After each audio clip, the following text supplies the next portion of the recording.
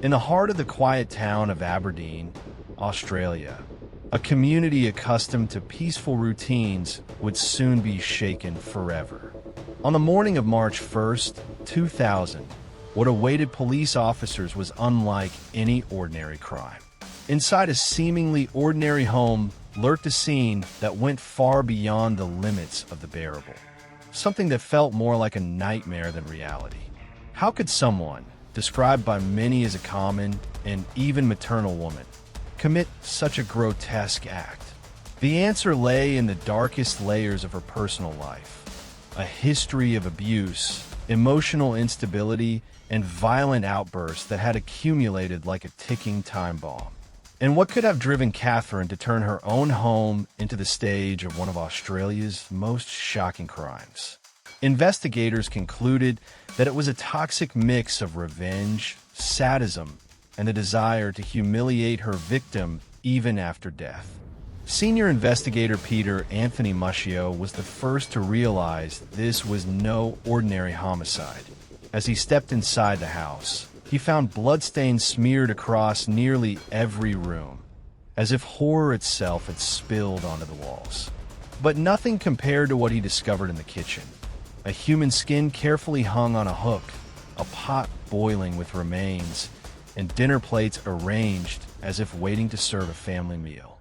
This was only the beginning of a case that, more than shocking, would expose to the world the sinister face of Catherine Knight, the first woman in Australia sentenced to life in prison without the possibility of parole. Long before becoming the most feared name in Australian criminal history, Catherine Knight was born into a deeply dysfunctional household. The daughter of Barbara Rogan and Ken Knight, she grew up in an environment overflowing with violence and instability. Barbara had already endured a troubled marriage, and when she became involved with Ken, she brought with her resentment and frustrations that directly impacted the children. Amid shouting, infidelity, and constant fights, Catherine's childhood was steeped in destructive examples. The impact of that environment was profound. As a young girl, she reported suffering abuse at the hands of close relatives, accusations later taken seriously by court-appointed psychiatrists. What should have been an innocent childhood was instead dominated by pain and instability. This turbulent history became the foundation of the unstable, explosive personality that would follow her into adulthood. At the same time, Catherine found refuge in the affection of her uncle, Oscar Knight. He was the only adult she trusted, the one she confided in. When Oscar took his own life in 1969, Catherine fell into a deep grief that only magnified her emotional instability. In school, her darker side began to surface. She was described as a lonely, aggressive girl, feared by classmates and even teachers, though she occasionally demonstrated intelligence and discipline. Even earning recognition during her better periods, she quickly relapsed into violent outbursts, once even attacking a teacher in class. This duality of discipline and brutality was a forewarning of her contradictory nature, capable of earning admiration, yet revealing a dangerous, unpredictable temperament. By age 15, Catherine left school and decided to follow in her father Ken Knight's footsteps. Known as a skilled butcher, Ken had spent years in slaughterhouses, and soon Catherine found her own place there.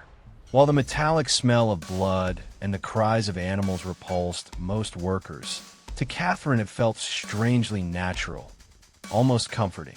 Her performance quickly drew attention. Despite her youth, she showed unusual skill with knives and was unafraid of the slaughterhouse environment. As recognition, she was gifted an uncommon reward, a professional set of butcher knives. Proud of her tools, she hung them above her bed, claiming she always needed them within reach.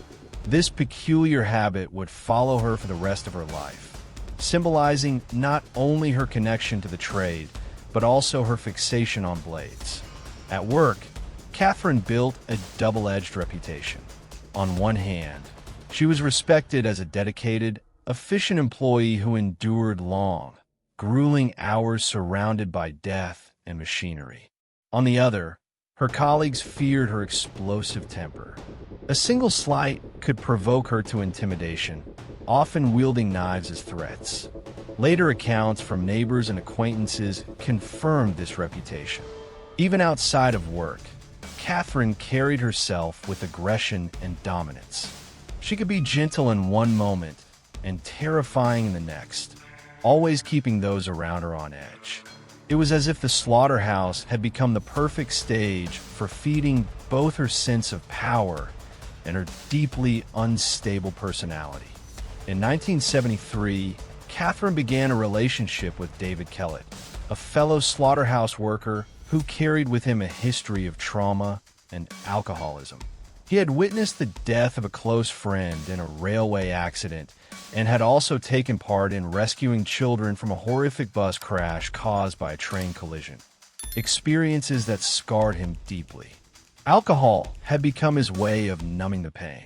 To Catherine, however, David's vulnerability represented an opportunity for control. The following year, the couple decided to marry. What should have been a joyful occasion already carried signs of the tragedy to come.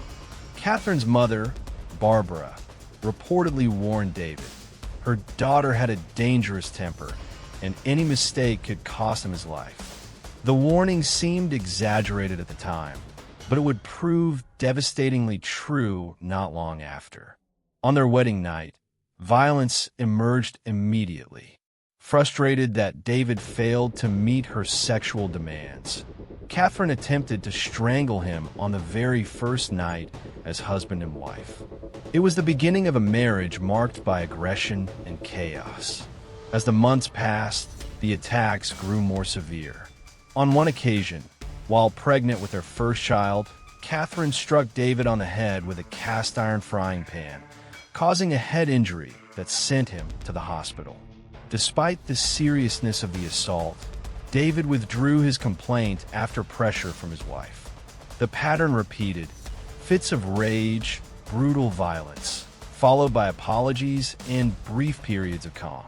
Their marriage was far from a domestic partnership.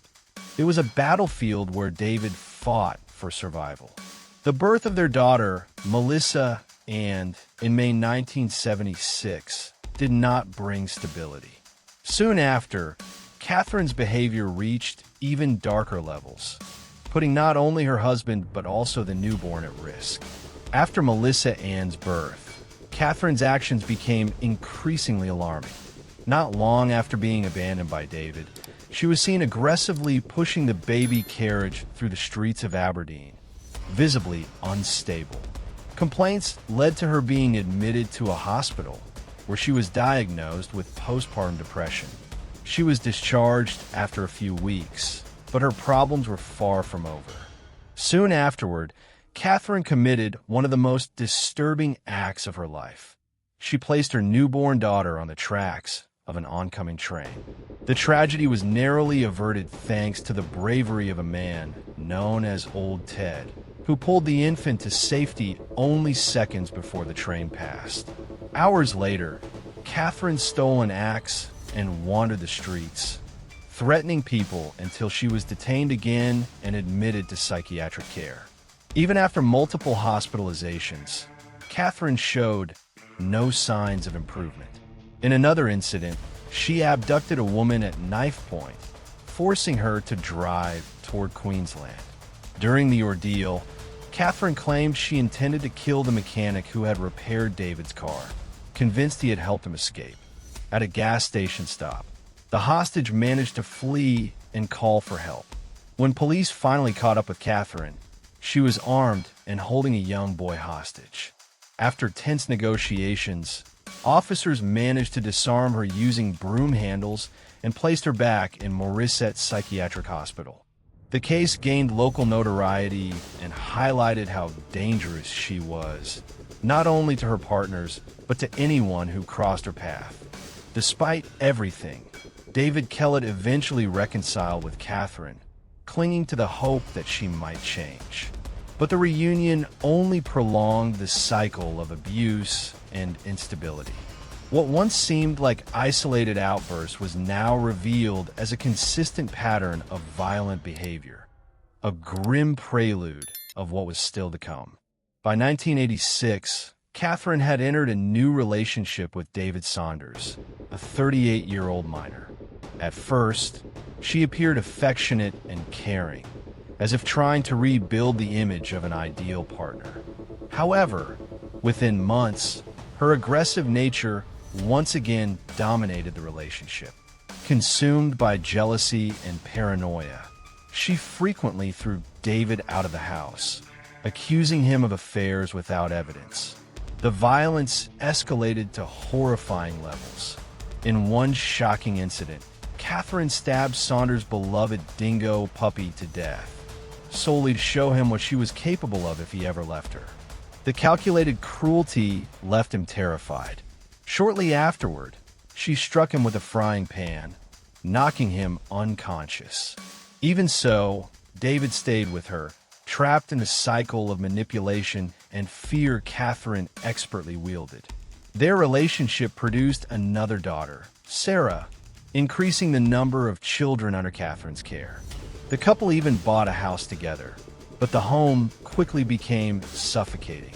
Catherine decorated it with animal skins, skulls, rusty traps, machetes, and other objects that gave the residents a macabre atmosphere, a reflection of her disturbed mind. The assaults did not stop. In one attack, Catherine hit Saunders with an iron bar and then stabbed him in the stomach with scissors. Terrified, he fled, but when he returned to collect his belongings, he discovered that all his clothes had been cut into pieces. When he tried to reconnect with his daughter, he learned that Catherine had lied to police, accusing him of abuse. This resulted in a restraining order against him, leaving David powerless against her manipulation. Once again, Catherine had destroyed a relationship through violence, threats, and deceit. With every partner, with every attack, her history grew darker, reinforcing her image as someone who could not be controlled or contained, only feared.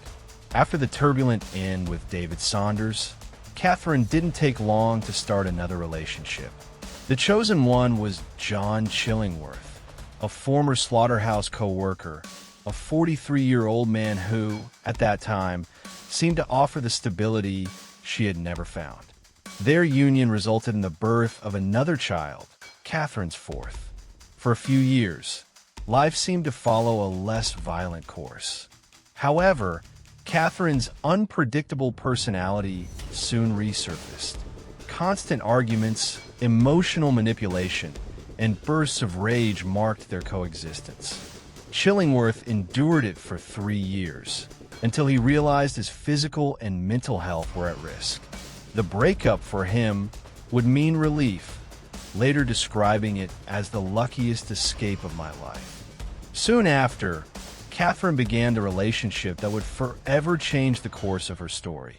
She met John Charles Thomas Price, known to everyone as Pricey.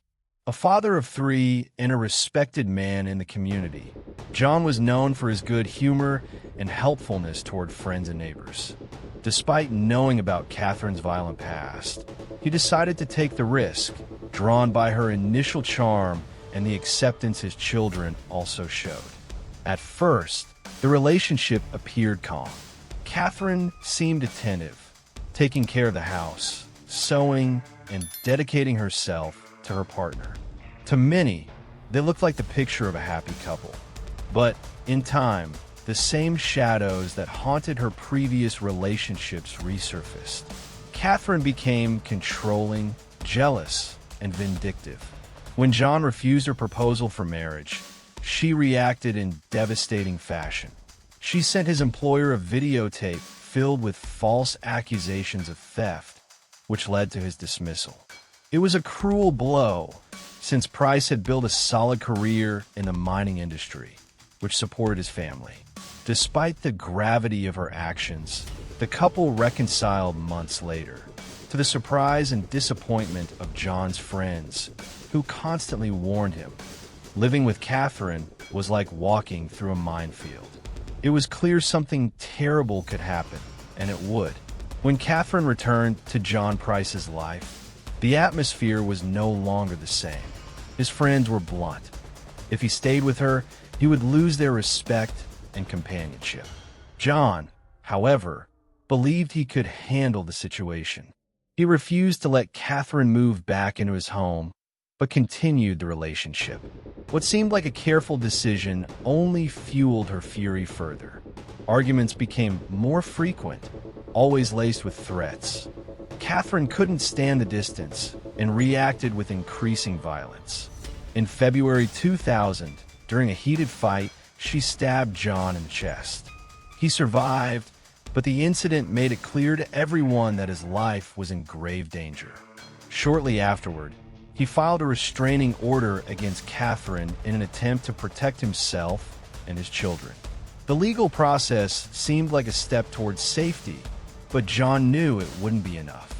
To his closest friends, he admitted he was convinced Catherine would kill him. In a chilling confession, he once said, "If I don't show up for work tomorrow, it's because she killed me." Despite constant warnings to stay away, John couldn't completely cut ties. He feared Catherine might go after his children, and that fear kept him close. That decision would prove fatal. On February 29, 2000, Catherine carefully staged her plan. She bought a new nightgown and sent John's children to spend the night at friends' houses, creating the perfect setting for the attack. When he came home, the night seemed ordinary. He had dinner, watched TV, and before bed, had sex with Catherine. What he didn't know was that by falling asleep, he was walking straight into the cruelest end imaginable. In the early hours of March 1st, 2000, tragedy struck. As John slept beside her, Catherine grabbed a butcher's knife she had hidden and launched her attack. The first blow pierced his chest, hitting vital organs. Gravely wounded, John managed to get up and turn on the lights in a desperate attempt to escape. Bleeding heavily, he ran toward the front door, leaving a visible trail down the hallway. But Catherine chased him relentlessly, stabbing him over and over until he collapsed near the entryway. Forensics later counted 37 stab wounds spread across his chest, back, and limbs. Each wound reflected not just the intent to kill, but an accumulated rage unleashed in brutal, repetitive violence.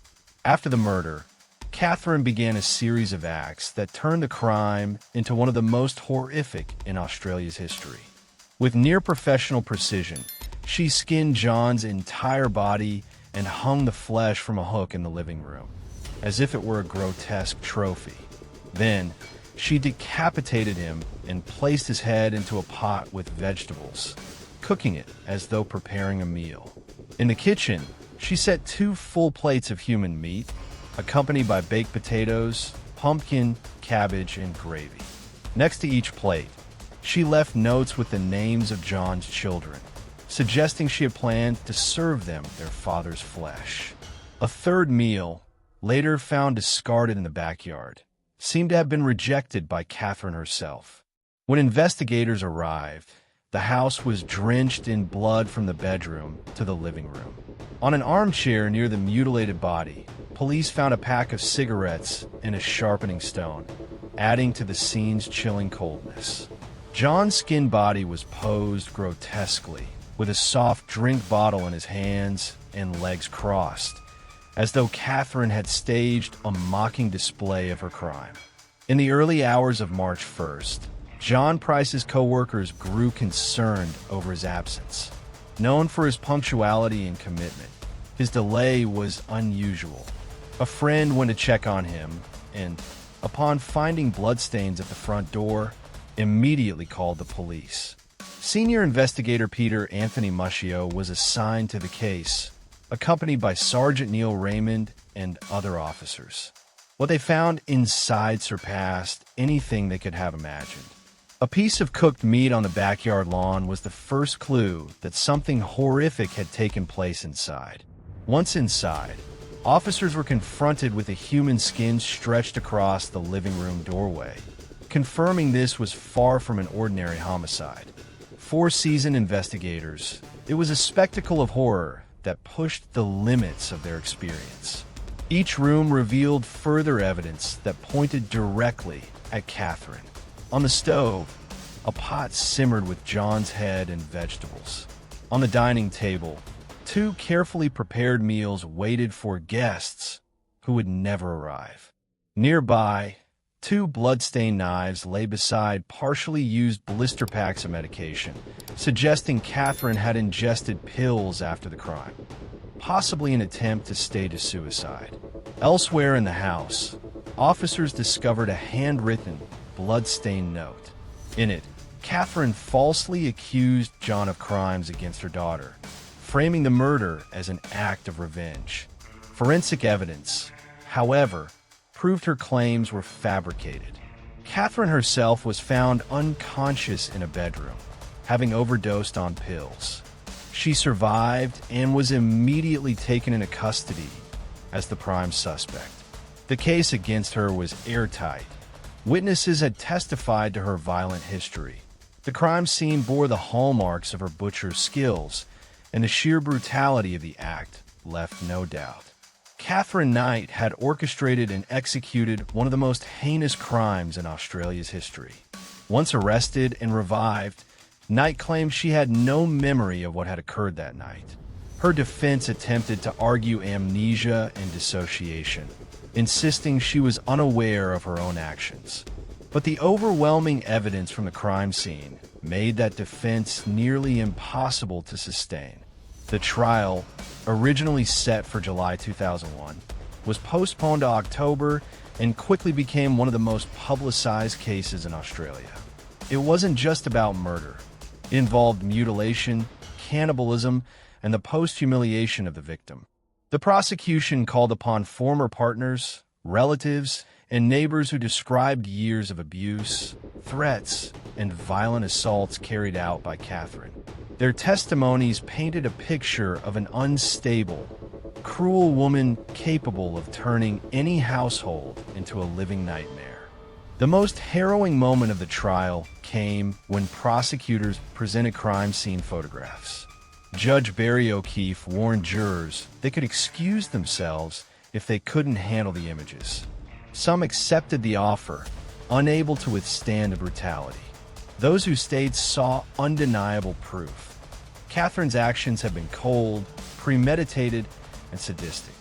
Just before the case concluded, Catherine changed her plea to guilty, sparing the jury from having to deliberate. Nevertheless, the judge made it clear that the severity of the crime demanded the maximum penalty. On November 9, 2001, Catherine Mary Knight became the first woman in Australian history to be sentenced to life imprisonment without the possibility of parole. The court explicitly ruled that she should never be released. Following her sentencing, Knight was transferred to a maximum security prison in New South Wales, where she remains to this day. Now nearing 70, she serves her life sentence working as a cleaner, barred from any access to knives or kitchen tools. Among fellow inmates, she is met with fear, disdain, and avoidance. In 2006, her defense attempted to appeal, but the court rejected it outright. The judge reaffirmed that her cruelty was so extreme that release could never be an option. Thus, Catherine Knight remains the first and only woman in Australia to receive life without parole, a distinction that places her among the most infamous criminals in the world.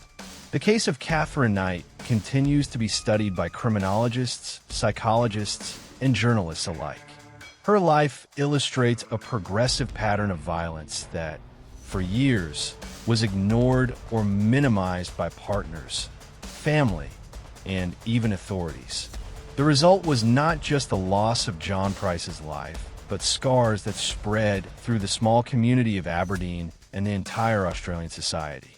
More than 2 decades later, Memories of March 1st, 2000 still send chills. The flayed body, the head simmering in a pot, and the meals prepared for the victim's children remain etched as a grim milestone of human cruelty. Catherine's case revealed that behind an ordinary exterior could lurk a mind capable of unthinkable horror. Her story endures as a chilling warning.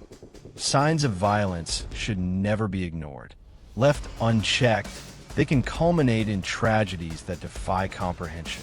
And in the case of Catherine Mary Knight, the brutality reached such grotesque levels that, even today, it is hard to fathom how love could turn into slaughter and a home into a stage of unspeakable horror. Enjoyed this case? Don't forget to subscribe to the channel for more true crime stories like this. Drop a comment and let us know where you're watching from. We love seeing how far our stories travel. Hit the like button to support our work and share this video with fellow true crime fans.